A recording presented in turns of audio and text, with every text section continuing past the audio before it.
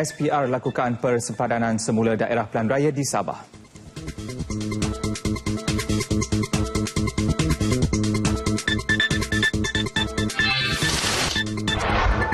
Ejen Kastam tertakluk kepada sistem mata demerit.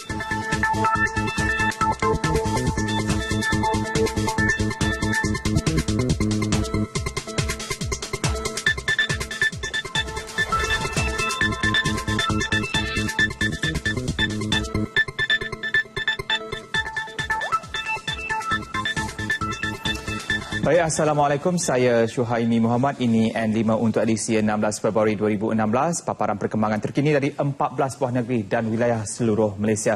Juga paparan lintas langsung negeri-negeri seperti biasa. Kita akan lintas langsung dari Sabah dan hari ini bersama rakan penyampai di sana Emran Azmi Rosli. Menanti di Sarawak, rakan penyampai Gracia Vicky Chua. Dan kita juga akan lintas langsung ke Pulau Pinang bersama rakan penyampai di sana Syarmila Rastam. Semuanya seketika nanti, kekalkan kesertaan anda bersama N5.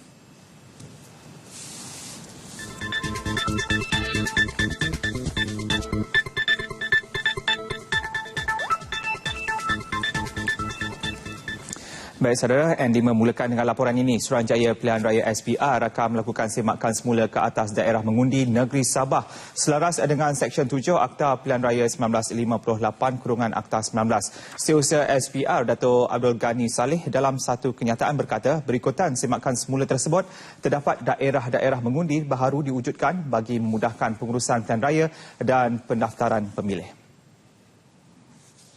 Menurut Dato' Abdul Ghani, terdapat juga lokaliti yang diperbetulkan kedudukannya mengikut lokasi sebenar di lapangan dengan menggunakan sistem maklumat geografi terkini. Semakan semula daerah-daerah mengundi Sabah adalah berdasarkan kepada daftar pemilih yang diluluskan SPR yang telah diwartakan pada 26 November 2014. Keputusan semak semula tersebut telah diwartakan dalam notis mengenai daerah mengundi dan pusat mengundi bagi bahagian pilihan raya Persekutuan dan Negeri Sabah pada Januari 12. Pemakluman ini bertujuan bagi pengundi-pengundi di negeri Sabah membuat pemeriksaan daerah mengundi dan pusat mengundi masing-masing.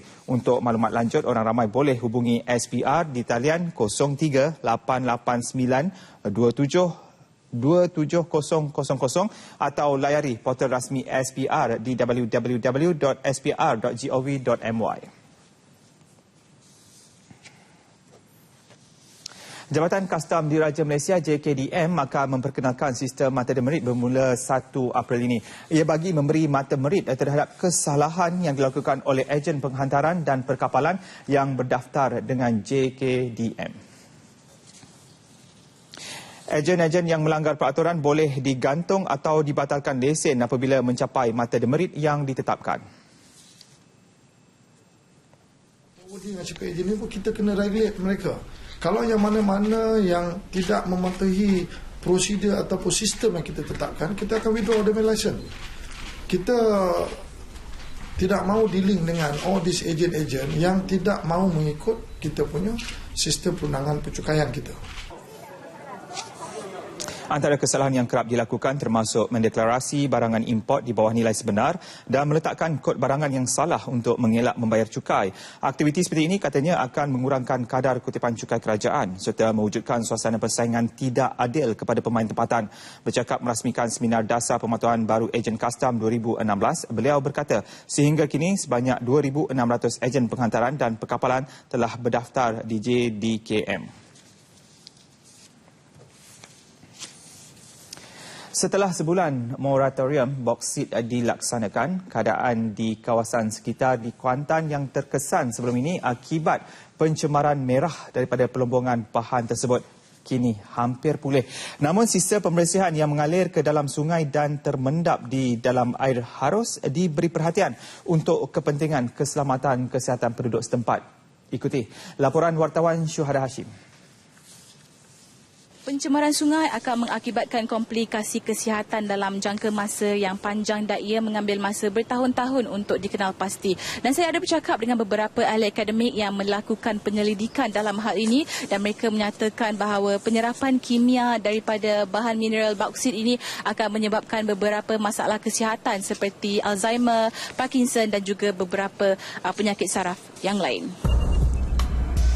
Namun, penyakit ini akan mula dikesan dalam tempoh 5 hingga 10 tahun akan datang jika pendedahan terhadap pencemaran bahan-bahan kimia ini berterusan. Kebanyakan pengambilan air untuk bekalan air minum Kuantan dipam dari hilir sungai berhampiran lumpur bauksit dari Bukit Goh dan kawasan sekitar. Sebagaimana yang dilaporkan oleh para penyelidik di Universiti Teknologi Malaysia UTM, kandungan merkuri dan toksik di loji rawatan air di Bukit Goh yang menerima air dari Sungai Riau telah tercemar melebihi 9 kali dari paras yang dibenarkan untuk air mentah. Ya, isu ni bukan stop 100% kerana ini kewangan orang. Tapi ikut prosedur lah. SOP dia ikut. What we push for. We never kata, oh berhenti. Tak pernah kata. The thing is to reduce, to make sure you take care of the people that's affected. The environment affected. Itu yang kita ni. Maknanya kita dekat Malaysia ni, kalau apa-apa isu, bukan bauxite alone. We are looking for a society where ada benda-benda tertentu menyebabkan orang lain kena jaga. Untuk mengelakkan dari mengambil air sungai yang telah dicemari, orang ramai dinasihat supaya menggunakan air mineral yang dibotolkan atau memasang penapis air suling di rumah. Jika dibandingkan antara pencemaran udara dan pencemaran air akibat pelombongan ini, pencemaran air bakal memberi kesan yang paling meluas jika tidak dipantau. Para penyelidik menyatakan bahawa mereka tidak menghalang pelombongan dilakukan, tapi perlu ada garis panduan dan penguatkuasaan yang lebih agresif. Kenderaan keluar masuk pun dah berkurangan dan juga mungkin aktiviti pembersihan pun sedang berjalan. Cuma kita harapkan daripada perbincangan hari ini kita akan come out kita cadangan lah yang lebih baik, the best practice yang patut kita Malaysia lakukan lah untuk memperbaiki keadaan pada masa ini. Semua agensi kerajaan yang berkaitan perlu melakukan pemantauan berkala dan membentangkan keputusan penemuan sebagai maklumat awam. Laporan Syuhada Hashim, TV1. Beberapa kawasan di bahagian Kuching dilanda banjir kilat pagi tadi ekoran keadaan hujan lebat sejak tengah malam tadi. Menurut laporan Pusat Gerakan Operasi Jabatan Bomba dan Penyelamat Negeri, antara kawasan terjejas ialah Taman Malihah, Kampung Paroh dan Sejijak, Kampung Bintawah Hilir, Jalan Kampung Sinar dan Jalan Matang Batu Kawah di daerah Kuching. Kawasan-kawasan lain termasuk Jalan Krokong, Pekan Bauk, Kampung Buso di daerah Bauk, manakala di daerah Lundu, kawasan terlibat ialah Jalan Sebako, Kampung Pandan, Kampung Sebat dan Kampung Semapu. Air naik setinggi 0.3 hingga 0.6 meter dari paras jalan raya. Bagaimanapun, tiada pemindahan penduduk terjejas dilakukan dan keadaan air dilaporkan mulai surut selepas hujan berhenti tengah hari tadi.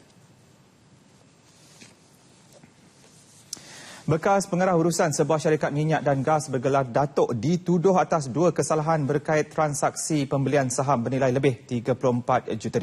Dia bagaimanapun mengaku tidak bersalah atas kesalahan yang dilakukan 3 tahun lalu itu dan mohon dibicarakan.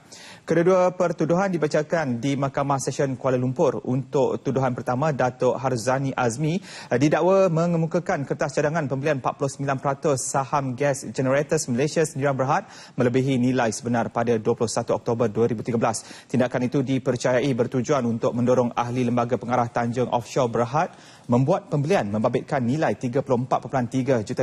Ini adalah kesalahan mengikut Akta Syarikat 1965. Pada bulan berikutnya, Datuk Harzani didakwa terlibat aktiviti pengubahan wang haram secara tidak langsung. Ia berikutan tindakannya mengarahkan sebuah firma guaman memindahkan RM13.3 juta dari sebuah akaun kepada akaun milik Kenanga Investment Bank Berhad. Perbuatan terbabit adalah bercanggah dengan peruntukan Akta Pencegahan Pengubahan Wang Haram dan Pencegahan Pembiayaan Keganasan 2001. Hakim Muhammad Nasir Nordin membenarkan Datuk Harzani dijamin RM200,000 dengan seorang penjamin untuk kedua-dua pertuduhan. Tertuduh turut diarah menyerahkan pasport kepada mahkamah sementara menanti sebutan semula kes 23 Mac ini. Di Seremban Negeri Sembilan, seorang pegawai imigresen dihadapkan ke Mahkamah Magistrate Seremban 2 hari ini atas 3 pertuduhan pembelian kereta lelong palsu. Bagaimanapun, pengakuan tidak bersalah direkodkan daripada Rusli Mukhtar selepas pertuduhan terhadapnya dibacakan. Rusli dituduh memperdaya mangsa Syahril Rahman untuk menyerahkan wang tunai berjumlah RM2,300 sebagai urusan tempahan membeli kereta yang dilelong. Dia didakwa atas kesalahan pertama itu di Pejabat Unit Penguatkuasa Immigration Seremban pada 15 September 2008 lebih kurang pukul 12.30 hari. Pertuduhan kedua dilakukan pada 30 September 2008 di tempat yang sama pada pukul 12.30 hari untuk menyerahkan wang sebanyak RM2,700. Dia juga didakwa atas pertuduhan ketiga pada 10 Oktober 2008 pukul 12.30 hari di Bandar Seremban dengan memperdaya mangsa untuk memasukkan wang ke dalam akaunnya berjumlah RM14,700. Rusli didakwa mengikut Seksyen 420 Kanon Kekesahan dan dibacakan bersama di bawah Seksyen 34 Kanon yang sama yang membawa hukuman penjara tidak kurang 1 tahun dan tidak melebihi 10 tahun dan dengan sebat dan denda. Pendakwaan dijalankan oleh Timbalan Pendakwa Raya Ainan Muhammad Rashid.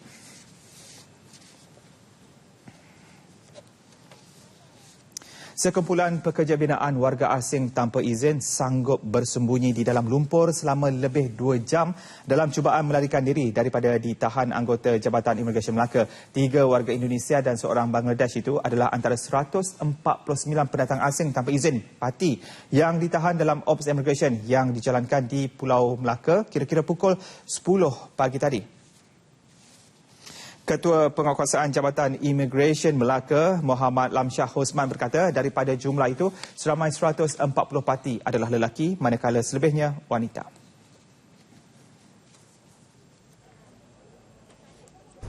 Pecahan warga negara 68 lelaki Indonesia, 9 perempuan Indonesia, 59 lelaki Bangladesh, 4 Pakistan lelaki, Myanmar 4 orang juga lelaki dan 1 Nepal. Ya. Dan umur mereka ni adalah di antara 20 hingga 45 tahun. Ya. Tadi saya sebut 145 orang, tidak termasuk yang 4 orang yang telah menyeberangi kita punya anak sungai di Pulau Melaka ni. Beliau ditemui pemberita ketika operasi bersepadu Ops Immigration di Pulau Melaka. Seramai 66 parti ditahan atas kesalahan melanggar Peraturan 39B Peraturan Immigration 1963, manakala 76 parti ditahan atas kesalahan melanggar peraturan di bawah Seksyen 61C Akta Immigration 1959-63 kerana memasuki negara ini tanpa pas atau permit sah. Operasi turut disertai Agensi Anti Dadah Kebangsaan AADK, Rela dan Jabatan Bomba dan Penyelamat Malaysia JBPM Melaka. Kerajaan akan memperhalusi permohonan allowance 13,000 anggota bomba di negara ini berikutan keadaan ekonomi yang tidak menentu. Ia membabitkan allowance bantuan insentif bomba, allowance khas, perkhidmatan dan allowance on call. Ketua Pengarah Jabatan Penyelamat dan Bomba, Datuk Wira Wan Muhammad Nur Ibrahim berkata permohonan yang dikemukakan Julai tahun lalu itu masih dalam pertimbangan. Pada masa ini, kadar insentif diterima anggota bomba yang bekerja shift dan menyertai operasi adalah antara RM110 hingga RM220 mengikut shift antara 12 dan 24 jam menerusi bantuan insentif bomba. Setakat ini masih lagi dalam pertimbangan pihak kerajaan. Saya percaya mungkin disebabkan oleh keadaan ekonomi sekarang, mungkin kita akan perhalusi bersama dengan pihak kerajaan atas perkara ini dan bila saya dipahamkan dari segi justifikasinya memang justify lah apa yang kita minta daripada kerajaan, tapi bergantung juga dengan kewangan kerajaan lah.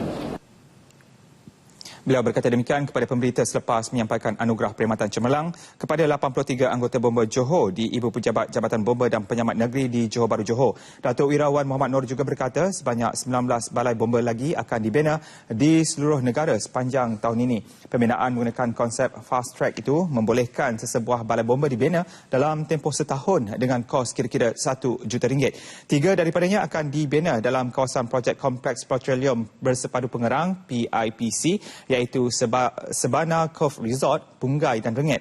Manakala 2 lagi di Pagoh dan Bandar Tenggara yang dijangka siap tahun ini.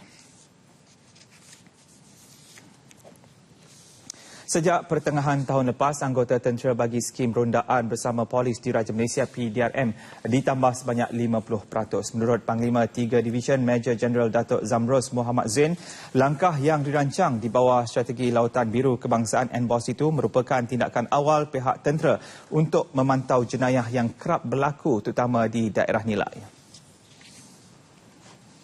Tenteranya pelibatan dalam keselamatan dalam negeri ini, kita tak boleh sewenang-wenang hanya sesuka hati ni. Because kita punya tugas hakiki dia is ancaman luar, ancaman luar. So mana ancaman-ancaman dalam negeri ini memang spesifik polis. Tetapi sekiranya polis minta bantuan, kita akan bantu. Dan kalau kita macam apa-apa sekali, bukan polis saja, polis, bomba, JPAM, kita bertindak di atas keperluan bantuan yang diperlukan. Jelasnya terdapat 10 kawasan di daerah nilai yang menjadi kawasan tumpuan untuk rondaan tersebut. Selain itu, kawasan yang terlibat adalah Seremban, Port Dickson, Senawang dan Nilai yang terdiri daripada 12 anggota tentera. Malah ia merupakan inisiatif yang diambil atas saranan Menteri Besar Negeri Sembilan, Datuk Seri Muhammad Hassan yang mahu keselamatan penduduk setempat dijaga. Tambah Datuk Zamros, beliau yang memantau wilayah selatan iaitu Negeri Sembilan, Melaka dan Johor, mahu setiap negeri bersama-sama menjaga ketenteraman. Datuk Zamros diraikan dalam majlis perpisahan setelah berkhidmat selama 1 tahun di Kem Trendak Melaka. Baik saudara, seperti yang dijanjikan, lintas langsung negeri-negeri akan kami mulakan dari Kota Kinabalu, Sabah. Untuk itu kita terus saja bersama rakan penyampai di sana, Imran Azmi Rosli. Silakan Imran. Terima kasih Suhaimi di Angkasa Puri. Assalamualaikum dan salam sehati sejiwa. Kerajaan Negeri Sabah bersama-sama Jabatan Pendidikan Negeri komited memastikan perkembangan penggunaan dan pemerkasaan bahasa Inggeris dalam kalangan pelajar di negeri ini, khususnya di kawasan pedalaman.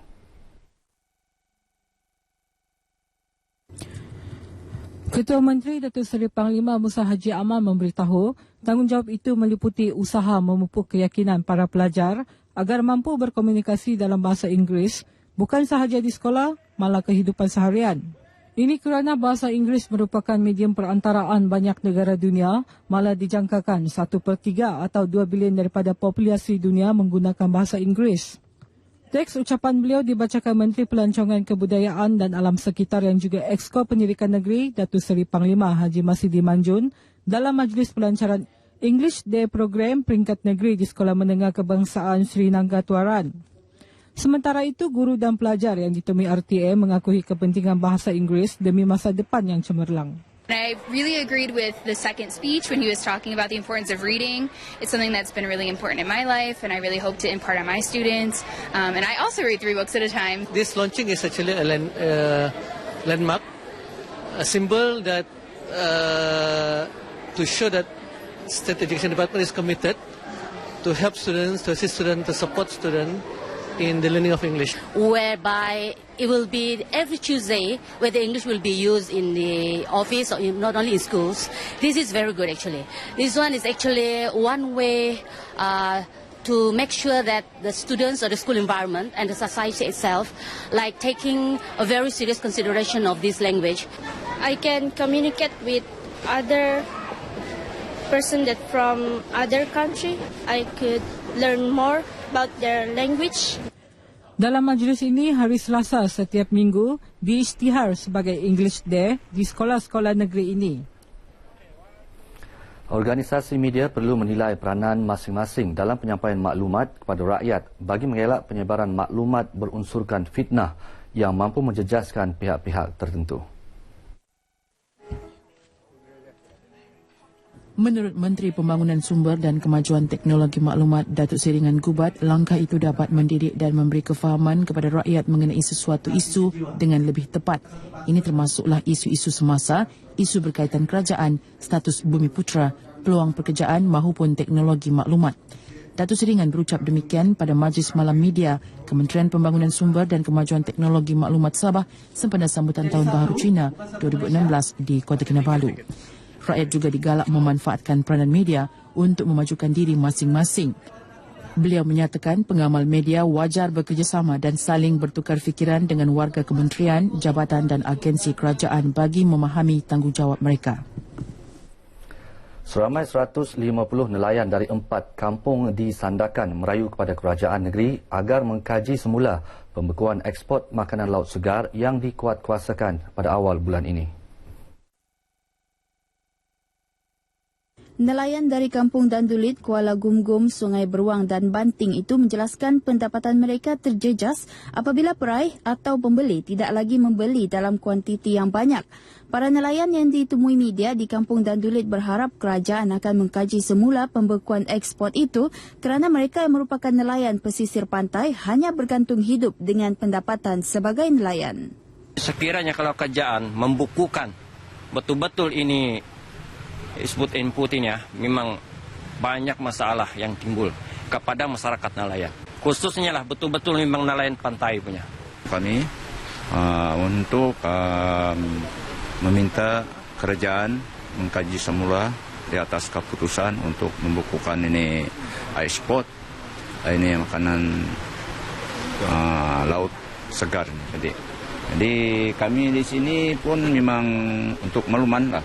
90% memang bergantung hasil laut.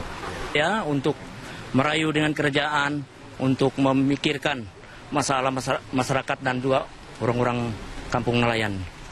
Sementara itu, Pengerusi Jawatan Kuasa Keselamatan dan Kemajuan Kampung Dandulit Ali Munar Otto berkata pendapatan nelayan di kampung itu yang terkenal dengan hasil tangkapan udang lipan turut terjejas. Udang lipan berkenaan berharga sekitar RM120 hingga mencapai harga RM180 per kilogram dibeli oleh peraih yang mengekspor udang berkenaan.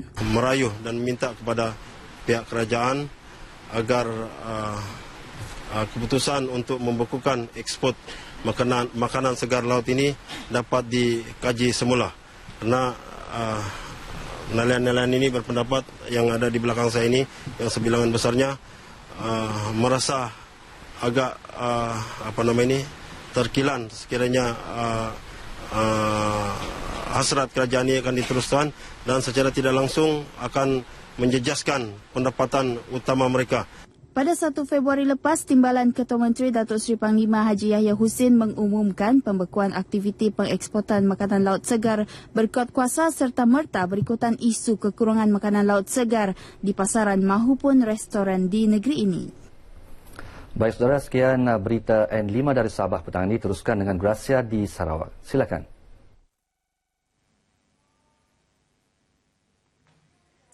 Terima kasih Imran di Kota Kinabalu.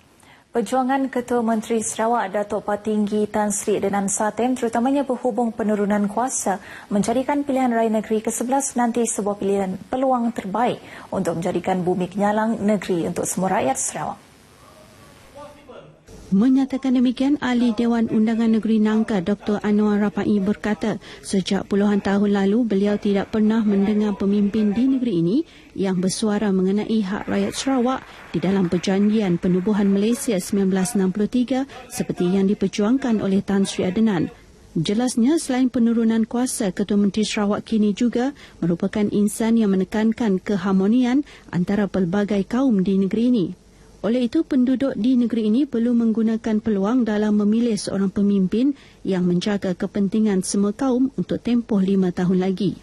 Di Dun Nangka katanya, beliau tidak boleh membiarkan kaum Cina setempat dengan mengandaikan BN Nangka mampu menang hanya dengan sokongan penduduk Bumi Putra tanpa mengharapkan sokongan dari kaum Cina. Ini kerana masyarakat Cina setempat merupakan 24% daripada jumlah pengundi di kawasan tersebut.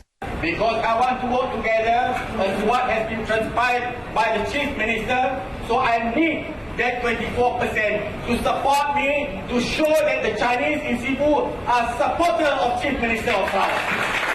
Dr. Anwar memberitahu demikian pada Majlis Tahun Baru Cina yang diadakan di Cebu. Majlis Anjuran SUPP Cawangan Nangka dihadiri oleh kira-kira 300 orang termasuk ahli-ahli dari parti-parti komponen BN Sarawak. Turut hadir bakal-bakal calon dari SUPP iaitu Michael Tiang untuk kawasan Pelawan, Chiang Buntong, Bukit Asek, Robert Lau Hui Yu untuk Bawang Asan dan Datuk Seri Dr. Benny Lee yang dikatakan akan dicalonkan oleh SUPP untuk kawasan Dudong.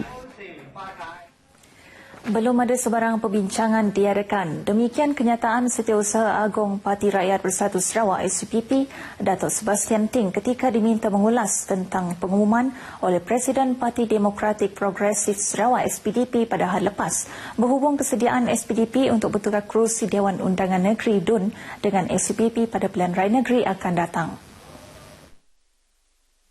We have never discussed before. It was a surprise when we saw this morning. Beliau bagaimanapun menyerahkan cadangan itu kepada Jawatankuasa Pusat dan Presiden SUPP untuk sebarang keputusan memandangkan ia bertujuan bagi mencapai kemenangan Barisan Nasional. Pada ahad lepas, Presiden SPDP Datuk Seri Tiong Kin Seng mengumumkan bahawa pertukaran itu melibatkan beberapa kerusi Dewan Undangan Negeri DUN di kawasan Cebu dan Sarike seperti DUN Dudong, Maradong, Repok dan Pelawan.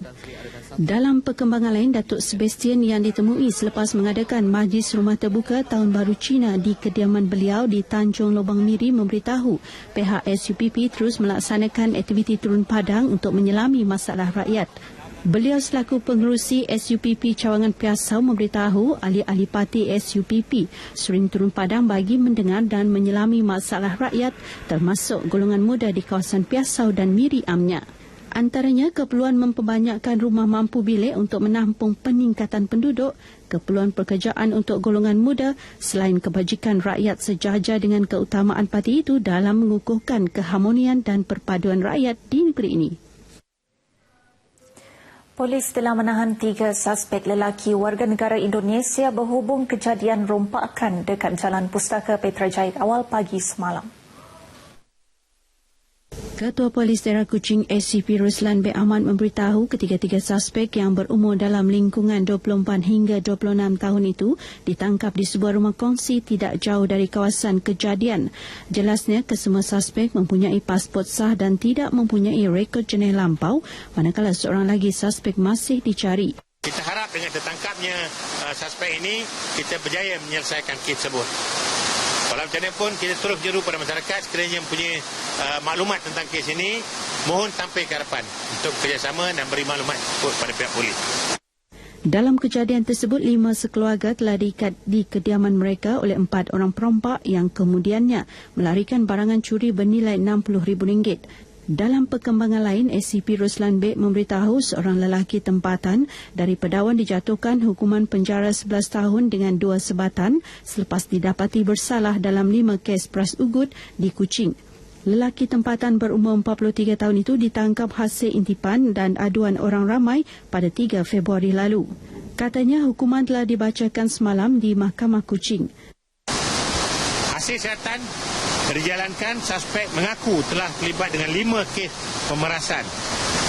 MO dia berlagak macam orang terlibat dengan kemalangan dan menuduh mangsa telah menyebabkan kemalangan pada dia dan menuntut ganti rugi.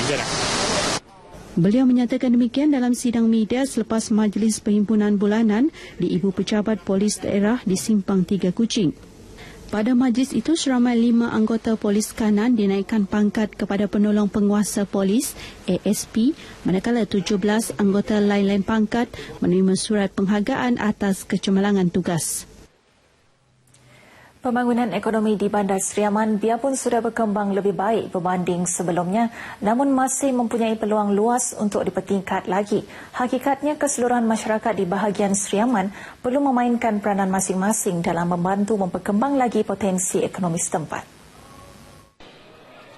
Menteri Muda Pembangunan Luar Bandar Dato' Francis Hardin Hollis merasakan pembangunan ekonomi sesebuah kawasan bukan hanya dipengaruhi oleh komuniti Cina yang sinonim sebagai golongan peniaga. Sebaliknya, pembangunan ekonomi setempat turut dibantu oleh masyarakat Bumiputra dengan mempergiat lagi aktiviti ekonomi melalui pembangunan tanah untuk aktiviti pertanian dan perladangan. Pada masa sama, ia dapat membantu meningkatkan lagi kuasa membeli penduduk yang merupakan faktor pendorong memacu ekonomi bandar Merpati Putih. Dato' Francis berucap pada pelancaran Pesta Cap Gomeh peringkat bahagian Sri Aman di Sri Aman. Terdahulu beliau menghadiri Ramatama Tahun Baharu Cina anjuran Simbanggang Sun Heng Society bertempat di Tua Pekong Sri Aman. Majlis turut dihadiri Presiden Parti Rakyat Bersatu Sarawak SUPP, Senator Datuk Dr. Sim Koi Hian. Sambutan Hari Anti Dadah Kebangsaan akan diadakan di Stadium Tertutup Lawas pada 12 Mac ini. Menurut Timbalan Pengarah Agensi Anti Dadah Kebangsaan AADK Negeri Sarawak, Katina Ujin, program bertujuan memberi kesedaran kepada masyarakat mengenai bahaya penyalahgunaan dadah, terutamanya kepada remaja dan kanak-kanak. Tambah Kartina Ujin, ia juga bagi meningkatkan penyertaan remaja sebagai sukarelawan anti dadah Skuad 1 Malaysia dan menyampaikan maklumat mengenai perkhidmatan terkini kerajaan dalam bidang rawatan dan pemulihan penagihan dadah. Bertemakan Sayangi Dirimu, sambutan Hari Anti Dadah Kebangsaan membawa mesej betapa perlunya setiap individu menyayangi diri dengan menghargai kesihatan yang telah dianugerahkan. Kartina memberitahu demikian ketika ditemu ramah dalam rancangan Selamat Pagi Limbang di Konti Limbang FM. Antara pengisian pertandingan Zumba, sukan rakyat antara kampung, pemeriksaan kesihatan, pameran produk AADK, pendaftaran dan promosi sukarelawan anti dadah, persembahan sukan ekstrim serta pertunjukan kebudayaan dan persembahan artis jemputan. Sambutan dijangka dirasmikan oleh Timbalan Perdana Menteri Datuk Seri Dr. Ahmad Zahid Hamidi. Setakat ini dahulu sumbangan berita dari Sarawak untuk lintas langsung N5 petang ini. Seterusnya bersama Suhaimi di Angkasa Puri. Baik, terima kasih Gracia Wiki Chua langsung dari Kuching, dan sebelum itu kita bersama Imran Azmi Rosli langsung dari Kota Kinabalu. Baik saudara, dengan moto Sahut Cabaran, Ikon Siarawan musim ketiga yang bakal bersiaran bermula 20 Februari ini menjanjikan pelbagai kelainan berbanding musim pertama dan kedua. Antaranya 14 peserta program realiti terbitan Radio Televisyen Malaysia RTM itu akan didedahkan dengan selok-belok teknik penerbitan. Menurut Timbalan Ketua Pengarah Penyiaran Strategik Dato' Adilah Sheikh Omar, untuk musim ini para peserta bagaimanapun akan tetap didedahkan dengan cabaran sebagai wartawan, penyampai berita, pengulas sukan, penyampai radio dan pengacara TV.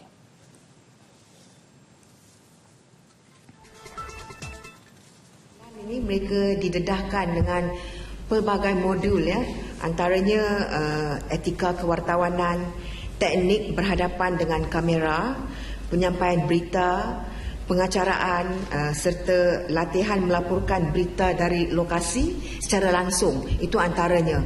Diri mereka, ini kelainan ikon siarawan kali ini berbanding dengan musim lepas, ya.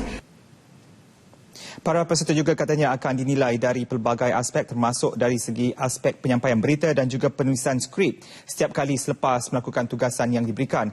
Mereka akan ditempatkan di Wisma TV, Wisma Radio dan Institut Penyiaran Tun Abdul Razak IPTA sepanjang program ini berlangsung. Setiap minggu peserta juga akan dinilai berdasarkan sistem penjurian sepenuhnya. Kerusi juri tetap diberikan kepada Datin Yusanani Yusak dan Syed Munawar Syed Mustar. Tenaga pengajar pula terdiri daripada para selebriti RTM, malah juga di jemputan luar seperti Suhaimi Sulaiman serta pelakon dan pengarah terkenal Fauziah Ahmad Daud. Ikon siarawan musim ketiga yang akan bersiaran selama 13 episod secara rakaman bermula 20 Februari setiap Sabtu dari Studio 1 Angkasa Puri bersama pengacaranya Farish Aziz.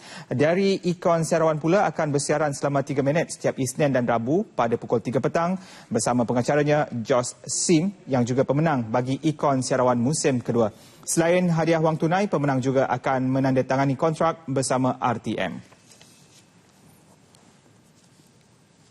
Baik, untuk mengenali lebih rapat Ikon Siarawan 2016, anda boleh layari ikonsarawan.rtm.gov.my.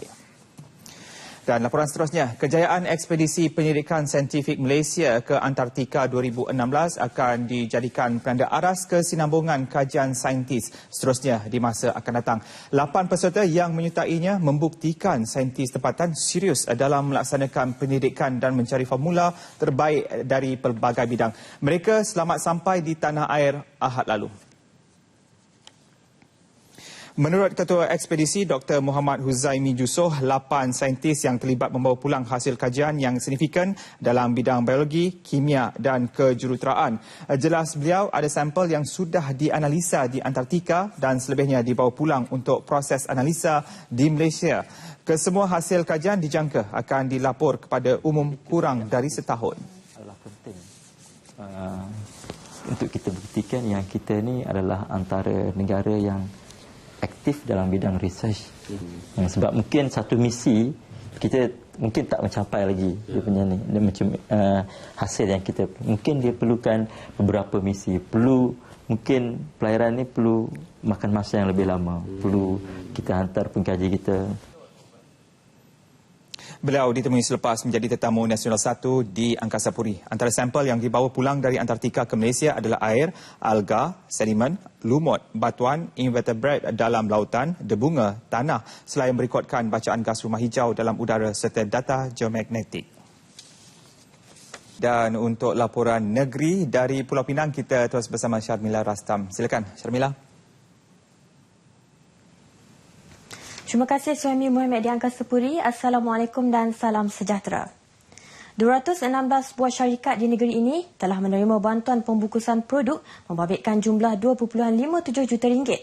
Bantuan oleh Lembaga Kemajuan Wilayah Pulau Pinang Perda itu diberikan kepada usahawan yang melepasi kriteria menerusi beberapa tapisan yang dilakukan secara berperingkat sejak 10 tahun lalu.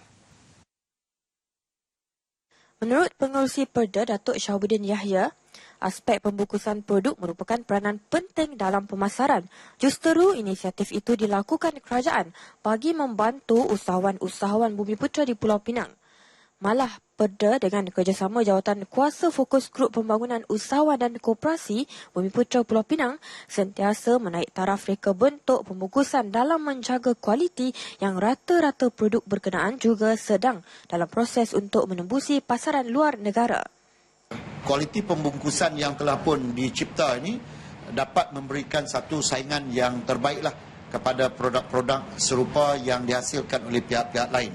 Jadi kita mengharapkan usaha-usaha ini dan bantuan terus-menerus daripada pihak kerajaan kepada usahawan-usahawan khususnya Bumiputera ini akan dapat kita laksanakan lagi dari masa ke semasa.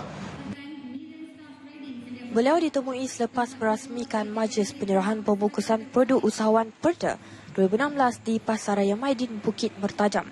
Hadir sama Pengerusi Jawatan Kuasa Fokus Grup Pembangunan Usahawan dan Koperasi Negeri ini, Muhammad Farid Saad.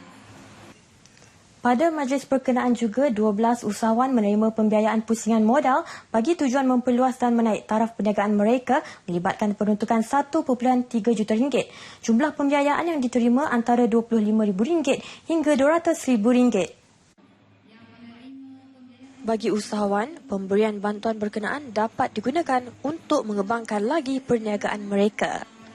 Untuk memajukan lagi dan memantapkan lagi usahawan-usahawan di Pulau Pinang supaya dengan adanya skim pusingan modal begini, jadi kita boleh mendapat satu suntikan modal untuk membesarkan perniagaan dalam masa yang terdekat. Dan dia banyak cara membantulah. Jadi kita dalam nak memperkembangkan perniagaan kita, terutama untuk kita nak buat desain baru untuk produk ni beras kita lah. Kita nak buat ni packaging yang baru.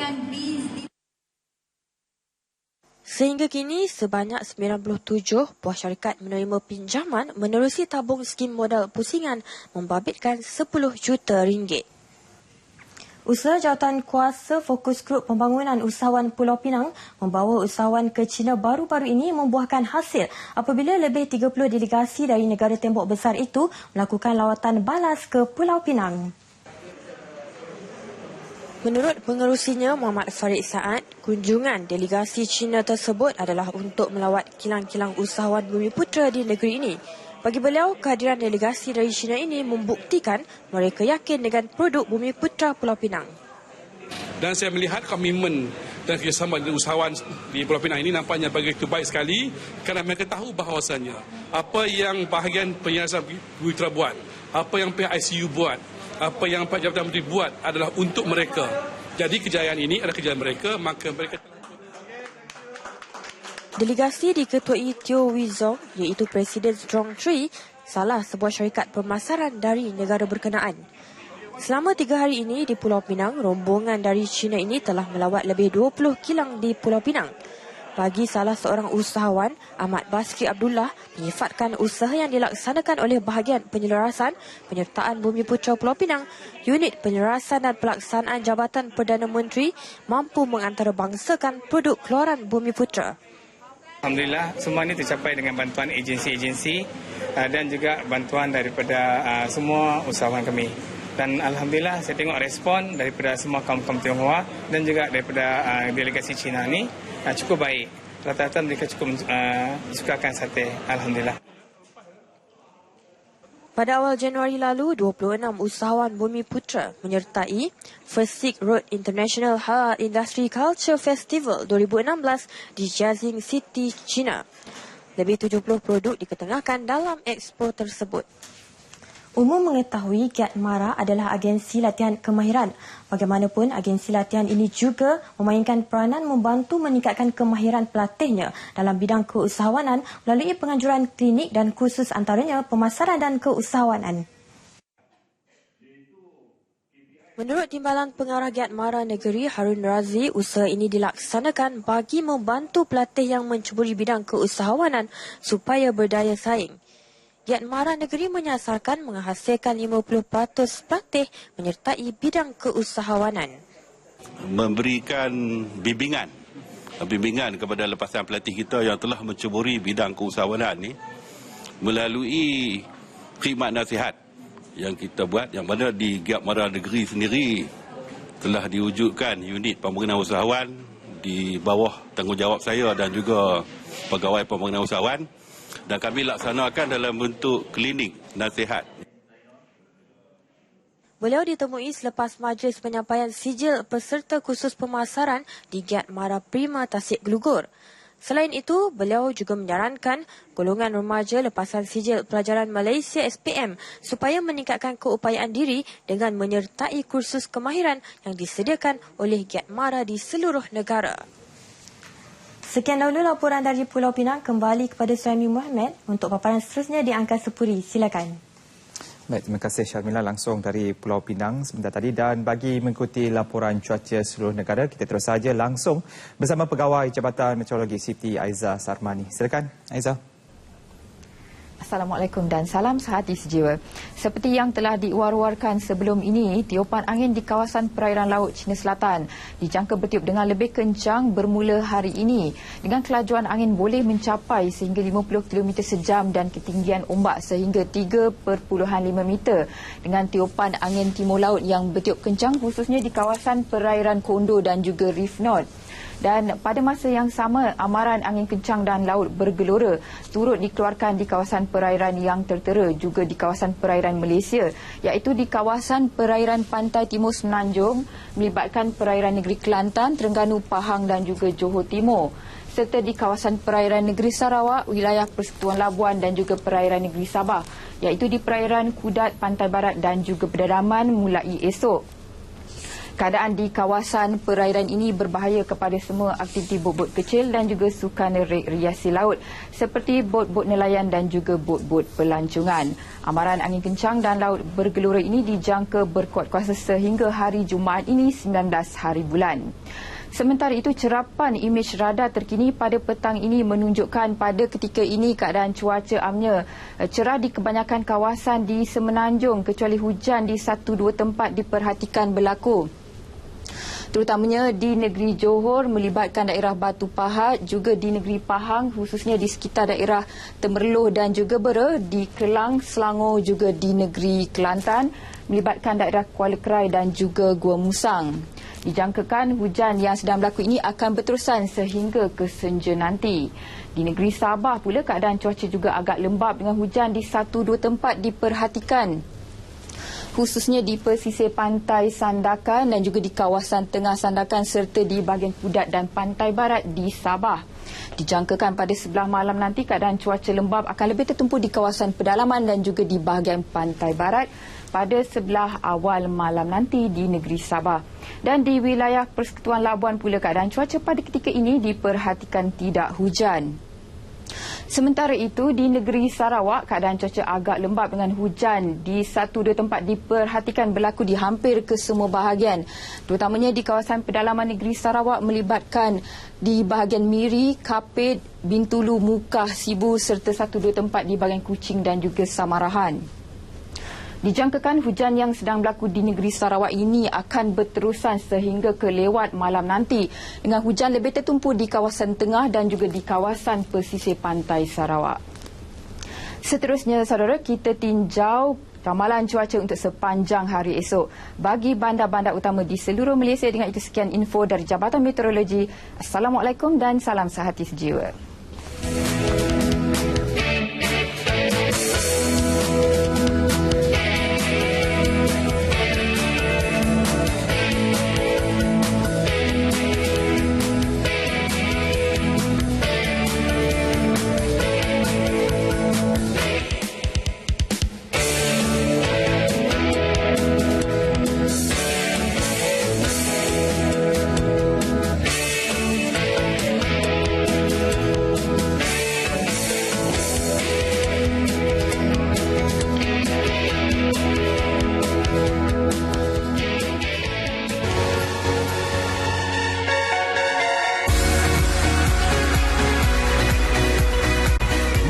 Nak pergi minggu ini?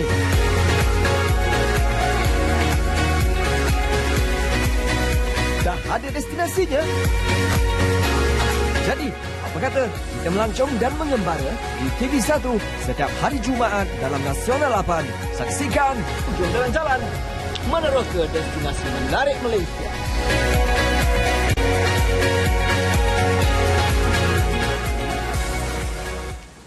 Bersua kembali dalam N5 dan kita ke laporan seterusnya. Sesi ceramah mengenai pencegahan denggi di sekolah akan diperluaskan ke semua sekolah di negeri ini. Selain bertindak sebagai ejen perubahan, pendekatan ini juga merupakan kaedah terbaik dalam mendidik pelajar berkenaan dalam wabak denggi. Menurut Esko Negeri Perak, Dato' Dr. Mah Hang Sun, ceramah pada waktu perhimpunan itu disampaikan oleh kaunselor atau pegawai kesihatan yang dilantik. Sesi ceramah telah bermula 2 minggu lalu di beberapa sekolah yang menjadi kawasan tumpuan penularan wabak tersebut.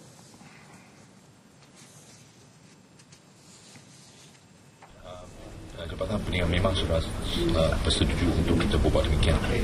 Dan telah kita adakan satu cara selain daripada mengikut panduan ini, kita telah ambil satu langkah yang lebih progresif, lebih jauh proaktif, iaitu kita telah edarkan boran untuk semak untuk murid-murid sekolah.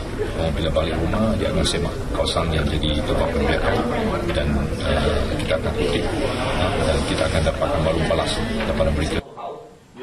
Datuk Dr. Mah berkata demikian selepas mesyuarat anti denggi di Bilik Mesyuarat Utama Negeri Bangunan Perak Darul Rizwan Ipoh. Setakat ini sebanyak 728 kes denggi dicatatkan di negeri Perak berbanding 2,056 kes tempoh sama tahun lalu. Dewan Undangan Negeri Sungai Rambai menjadi DUN pertama Melaka menyahut saranan kerajaan negeri agar setiap DUN di negeri itu mewujudkan satu pusat rekreasi untuk komuniti yang boleh dijadikan produk pelancongan baharu.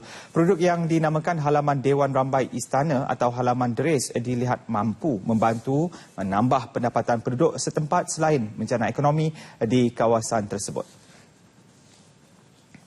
Menurut Ketua Menteri Datuk Seri Idris Harun, halaman itu dilihat bakal menjadi pusat pelancongan baharu yang boleh dilawati pelancong tempatan dan luar negara. InsyaAllah ini adalah merupakan satu kejayaan bagi penduduk-penduduk Sungai Rambai dan saya percaya ia akan kekal menjadi pusat yang menyediakan perkhidmatan yang berkualiti kepada penduduk-penduduk bukan saja di sekitar Sungai Rambai bahkan di seluruh daerah Jasin dan termasuk di utara negeri Johor. Datuk Sri Idris ditemui media pada Mada Santai Perasmian projek Halaman Res di Sungai Rambai. Halaman Res merupakan cetusan idea Adun Sungai Rambai Datuk Hassan Abdul Rahman untuk membawa pembangunan baharu ke kawasan tersebut. Halaman yang terletak bersebelahan laman beliau itu mempunyai sebuah dewan serbaguna bagi kegunaan penduduk setempat beriadah dan bersukan yang turut menempatkan pelbagai kemudahan seperti gelanggang badminton dan futsal serta kemudahan gimnasium. Bagi kemudahan pengunjung, ia turut menyediakan medan selera yang selesa, laman belia, jambatan gantung dan bot pelancong untuk perkhidmatan Sungai Rambai River Cruise. Kerjasama erat yang sedia terjalin antara rumpun Malaysia-Indonesia bukan sahaja tertumpu dalam bidang politik, ekonomi, sosial dan budaya.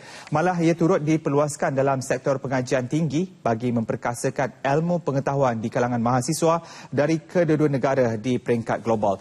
Ke arah merealisasikan matlamat itu, Universiti Sumatera Utara USU Medan Indonesia tampil menjalinkan kerjasama dalam bidang pendidikan dan keusahawanan dengan universiti di negara ini. Hasrat murni institusi pengajian tinggi IPTA dari Medan itu diterjemah melalui perjanjian persefahaman MOU dengan Universiti Teknologi Mara UiTM Terengganu. MOU ini juga meliputi bidang akademik, pertukaran pelajar dan pensyarah. Ia susulan daripada lawatan yang dilakukan oleh para pensyarah daripada Fakulti Perniagaan UiTM ke Medan tahun lepas.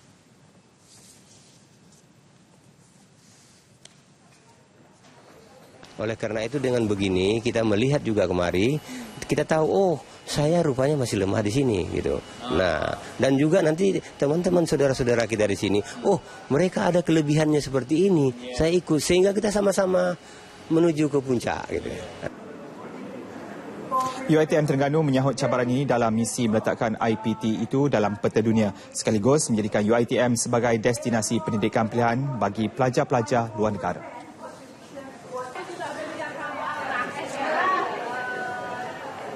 Saya merasa Terengganu ini sangat luar biasa, indah dan masih menjunjung agama ya tentang Islam. Terengganu ini terkenal dengan masjidnya. UiTM Terengganu sebelum ini turut mengadakan MOU dengan beberapa universiti luar negara, antaranya Universiti Ekonomi Karaganda, Kazakhstan dan Universiti Gunma, Jepun. Pengaruh kawan dan ingin hidup mewah itu antara punca penghuni penjara di kompleks penjara Pokok Sena terjebak dengan jenayah. Namun tirai penjara menginsafkan mereka dan peluang kedua ditagih terutama dari kalangan keluarga terdekat sebagai sokongan untuk mereka berubah. Bertemu dengan ahli keluarga secara bersemuka sepada Tahun Baharu Cina melalui program jalinan kasih peringkat penjara Pokok Sena 2016 merupakan kesempatan untuk mereka memupuk kembali institusi kekeluargaan dan kasih sayang meskipun terpisah di dalam tirai besi. Beberapa penghuni penjara yang ditemui menghargai kesempatan yang diberikan.